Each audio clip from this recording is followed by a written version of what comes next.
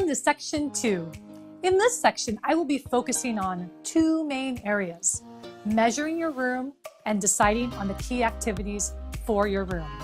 First, you'll learn why taking the time to measure your room is so important. It's essentially the foundation for ensuring that you don't make any costly design mistakes. After I discuss the why and how for measuring your room, you will be putting your newfound knowledge to work.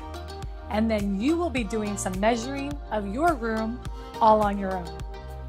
Finally, we will also be discussing the importance of outlining what key activities you anticipate will be taking place in the room, and why this type of pre-planning will really make a difference in how happy you end up being with your room from a functionality standpoint.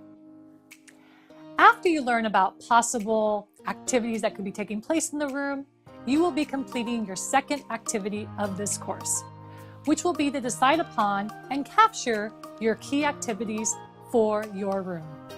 All right, let's go ahead and dive right in.